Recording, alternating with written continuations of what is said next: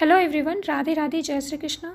आपका twin flame union कब आपकी डेस्टिनी बन जाता है और कब केवल कार्मिक लूप में फंस के रह जाता है। बहुत इम्पॉर्टेंट टॉपिक है। इनर वर्क के अलावा, मेडिटेशन वगैरह करने के अलावा भी जो ट्विन फ्लेम जर्नी में हमें लेसन दिए जाते हैं उसके अकॉर्डिंग चीज़ों को समझना और उसके अकॉर्डिंग चॉइसेस लेना, वो भी एक तरीके का इनर वर्क होता है। वरना आप कितना भी मेडिटेशन कर लीजिए, साधना कर लीजिए, सरेंडर कर लीजिए, समझ नहीं रहे हैं तो काम नहीं करेगा। इनर वर्क गलत डायरेक्शन में हो जाएगा या रियलिटी में दिखाई नहीं देगा कुछ चेंज आते हुए। इसलिए ध्यान से सुनिए कि ट्विन फ्लेम आपका यूनियन आपके पार्टनर के साथ कब आपकी डेस्टिनी बनता है और कब केवल कार्मिक लूप में फंस के रह जाता है। ऐसा बिल्कुल हो सकता है कि आप ट्विन फ्लेम जर्नी में हैं तो आपके ट्विन फ्लेम के साथ आपका यूनियन होना निश्चित हो या डेस्टाइंड हो, लेकिन कितने टाइम में होगा ये निश्चित नहीं होता। क्योंकि जैसे आपने देखा होगा कि जो स्टोरीज़ बताई जाती है ट्विन फ्लेम्स की, जिसमें माता पार्वती और शिव जी की स्टोरी अगर हम लें तो उसमें आपने देखा होगा कि ठीक है, माता पार्वती का शिव जी से मैरिज डेस्टाइन था, लेकिन उस पर टाइम कितना लगा? क्या ऐसा इस तरह से डेस्टाइन था कि 2 साल में या 10 साल में हो ही जाएगा? ऐसे डेस्टाइन नहीं था। इसका मतलब है कि बीच में हीलिंग्स के ऊपर डिपेंड करता है, कर्मास के ऊपर डिपेंड करता है और भी बहुत सारी चीज़ों के ऊपर डिपेंड करता है कि आपकी डेस्टिनी जल्दी मैनिफेस्ट आप कर पाओगे या फिर लेट। मतलब आपका यूनियन आपकी डेस्टिनी बन पाएगा या फिर केवल कार्मिक लूप में फंसा रह जाएगा। कार्मिक लूप्स हो सकते हैं क्योंकि पास्ट लाइफ के कर्मा होते हैं। इस लाइफ में भी हम कई सारी गलतियां करते हैं, हीलिंग भी कभी कभी स्किप करते हैं, तो एक दूसरे की एनर्जी से अलाइन भी नहीं हो पाते जिससे कि यूनियन हो। और यूनियन के लिए 2 चीज़ें बहुत इंपॉर्टेंट हैं, एक दूसरे की एनर्जी सेम फेस में होनी चाहिए और दूसरा कर्मा हील होने चाहिए। कर्मा भी कई बार पूरे अगर हील नहीं भी है तो भी अगर एनर्जी दोनों की एक फेस पे, एक लेवल पे अलाइन हो जाती है तो यूनियन हो जाता है। और फिर दोनों अपने अपने कर्मास, बाकी के कर्मा बैगेजेस एक साथ रिलीज़ करते हुए, बाकी के लाइफ के चॉइसेस लेते हुए आगे बढ़ते हैं, लाइफ को जीते हैं। ऐसा देखा गया है। तो मैं ये भी नहीं कहूँगी कि पूरे कर्मा हील होने ही चाहिए तभी यूनियन होता है, क्योंकि कई लोगों के यूनियन में ऐसा देखा गया है कि कर्मा यूनियन हो गया, अभी कर्मा कुछ और बाकी हैं, क्योंकि लाइफ जब तक रहेगी तब तक कुछ ना कुछ कर्मा तो आएंगे ही और कुछ ना कुछ चॉइसेस भी आप लेते रहेंगे। लेकिन एक चीज़ बहुत इंपॉर्टेंट है, वह है एनर्जी का अलाइन होना।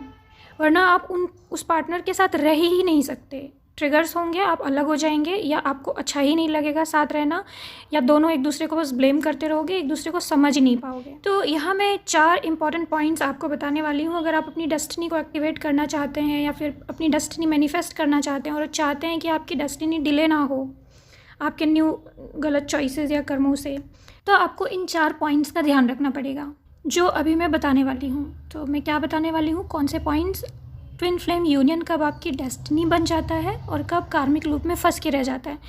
तो पहला पॉइंट, कब कार्मिक लूप बन जाता है। गलत चॉइसेस लेने से, सेक्रीफाइसेस करने से, जर्नी में गिव अप कर देने से, या ऐसा मैसेज भेजने से यूनिवर्स को कि नहीं चाहिए, यूनियन नहीं चाहिए, और इम्पॉर्टेंट नहीं समझने से कि अरे ये इम्पॉर्टेंट नहीं है या ये व्यक्ति इम्पॉर्टेंट नहीं है, चलो मुझे तो बहुत मिलेंगे, ऐसे करके इग्नोर कर देना, इम्पॉर्टेंट नहीं समझना, इन सब चीज़ों से कार्मिक लूप बनता है। और क्या करने से डेस्टिनी बनती है? राइट चॉइसेस लेना। ट्विन फ्लेम जर्नी लव या रिलेशनशिप मैनिफेस्ट करने की जर्नी है, तो लव और रिलेशनशिप से रिलेटेड राइट चॉइसेस लेना। सच में लॉयल पार्टनर चाहिए, मुझे सेक्रीफाइस नहीं करना, ये क्लियर चॉइस रखना। गिव अप नहीं करना, चाहे कितना भी वेट करना पड़े, गिव अप नहीं करूँगी।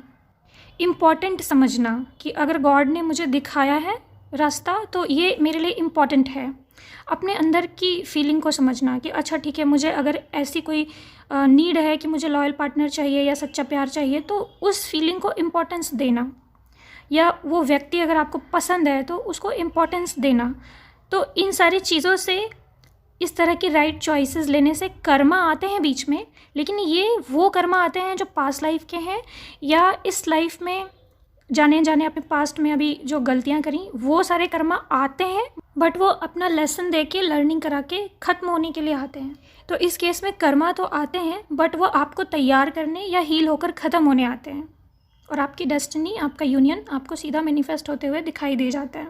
दूसरा पॉइंट, कब यूनियन आपका कार्मिक लूप बन जाता है? जब आप दोनों इक्वल एनर्जी में नहीं होते और आप इग्नोर भी कर रहे हो हीलिंग को। अब यहाँ इक्वल एनर्जी में नहीं होने का मतलब एनर्जेटिक डिफरेंसेस, जैसे अगर सीधा सीधा एग्जांपल लूँ, सब लोग स्टोरी जानते हैं माता सती और शिव जी की। शिव जी बहुत ज़्यादा स्पिरिचुअल है और माता सती बहुत इमोशनल है और मटेरियलिस्टिक चीज़ों में भी रहती हैं, और वो शिव जी के साथ यूनियन तो चाहती हैं, लेकिन शिव जी की लाइफ को अपनाने का या उस लाइफ में रहने का अभी उनको पूरा अच्छे से उस एनर्जी को होल्ड करने की में भी अभी कैपेबिलिटी नहीं है, क्योंकि उन्होंने उतनी साधना नहीं करी है। तो जब शादी हो जाती है तो वो शादी टिक नहीं पाती है, माता सती से गलतियां होती हैं और वो अलग हो जाते हैं किसी न किसी कारण से, वो यूनियन परमानेंट यूनियन नहीं बन पाता है। वहीं जब माता पार्वती दोबारा जन्म लेती हैं तो वो शिव जी को चेस करने की कोशिश नहीं करती हैं। मैंने कभी एक रील में देखा था कि माता पार्वती ने महादेव जी को चेस नहीं किया, बल्कि उनकी एनर्जी के साथ अपने आप को अलाइन करने में लग गई। श्योर थी कि उनको वही चाहिए और उसके बाद वो तपस्या करने में लग गई, चेस करने में नहीं कि नहीं मुझे ज़बरदस्ती अपनाओ, ऐसे नहीं। उनको पता हो गया कि नहीं, उनकी वाइफ बनने के लिए मुझे उस लेवल पे जाना पड़ेगा, तो वो उतनी सारी तपस्या करने में लग गई और फिर उनका यूनियन अपने आप ही उस लाइफ टाइम में उनकी डेस्टिनी बन गया और मैरिज हो गई बहुत अच्छे से, और वो परमानेंट भी हो गई।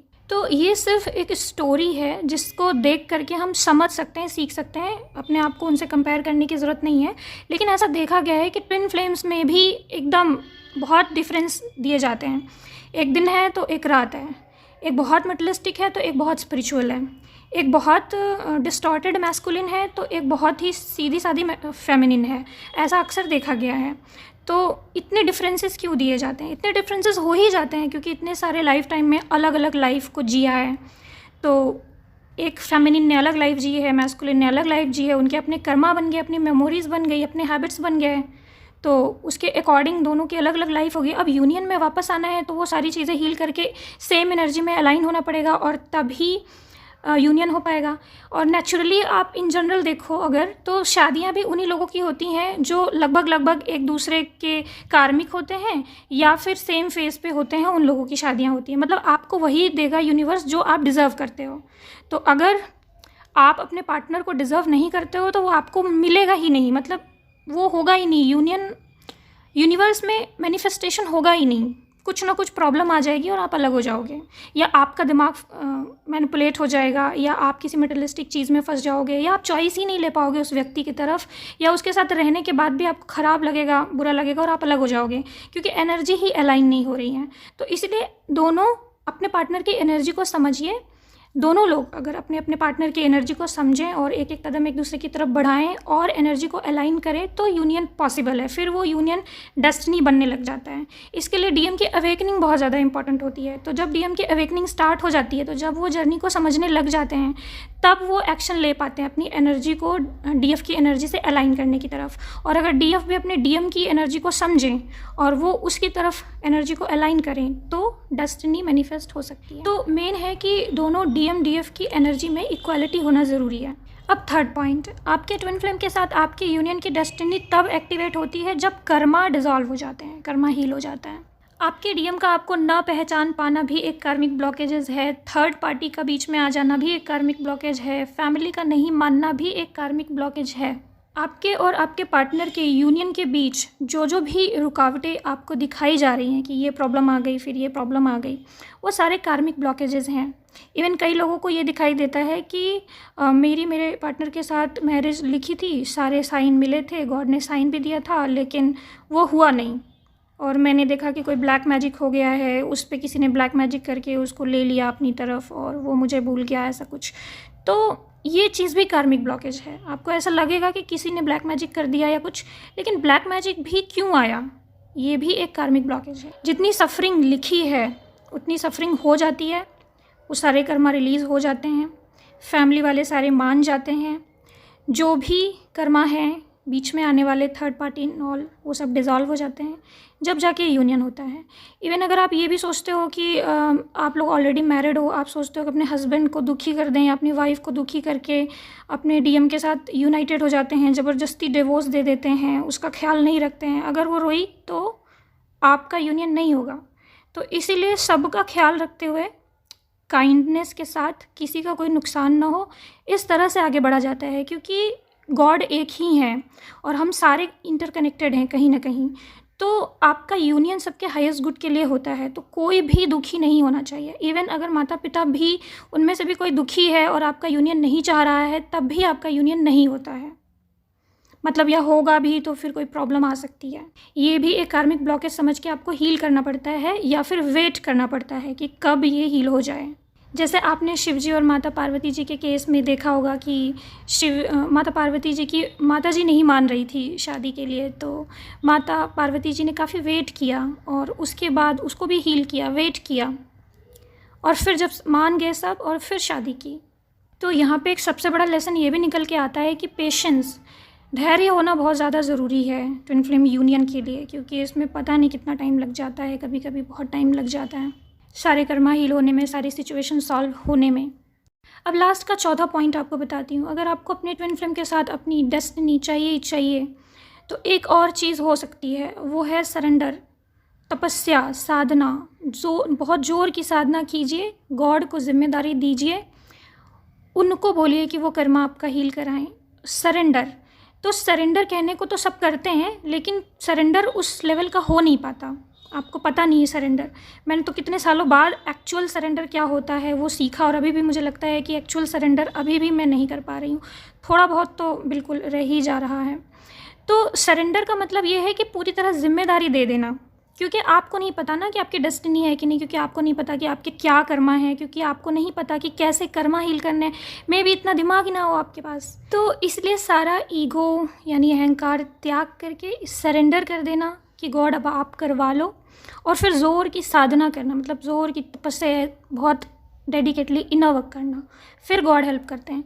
कई लोग सरेंडर करते हैं कि हाँ ठीक है मैं सरेंडर कर दिया, फिर निश्चिंत हूँ, वो करवा लेंगे और मैं कुछ नहीं कर रही। तो आप अगर कुछ नहीं करोगे तो वो क्यों आपके लिए करेंगे, क्योंकि इस यूनिवर्स का गिव एंड टेक एकदम नियम है, कर्मों का सिद्धांत है।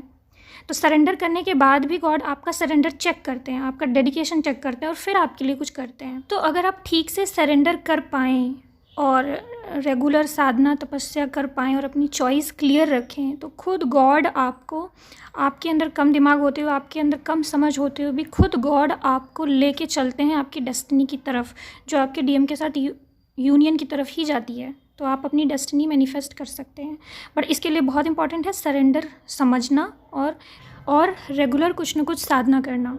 ये 4 पॉइंट्स बहुत इंपॉर्टेंट हैं कि आप अपने ट्विन फ्लेम जर्नी में अगर हैं तो अपने यूनियन की तरफ ही आगे बढ़ें, कहीं इधर उधर ना भटकें या कर्मा न्यू ना क्रिएट करें, और आप अपनी डेस्टिनी जो कि प्री डिसाइडेड है उसी की तरफ आगे बढ़ें।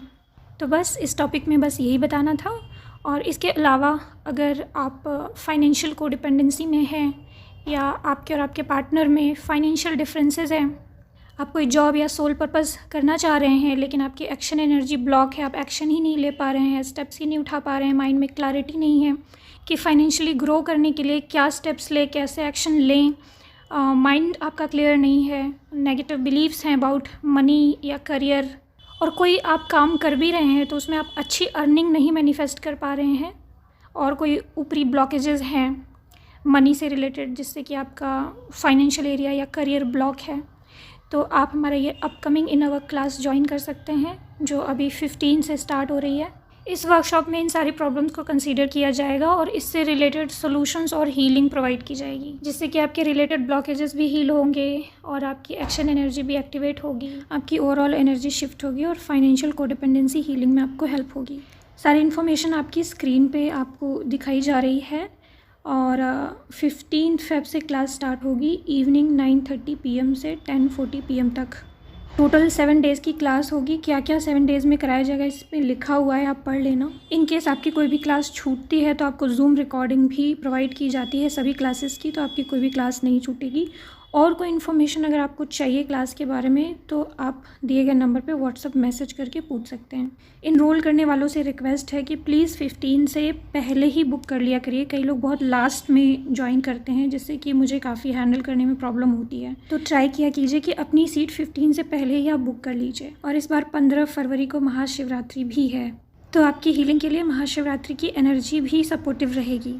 और आप सभी को एडवांस में महाशिवरात्रि की हार्दिक शुभकामनाएं फ्रेंड्स। अपना ख्याल रखिए। God bless you all friends. Radhe Radhe. जय श्री कृष्ण।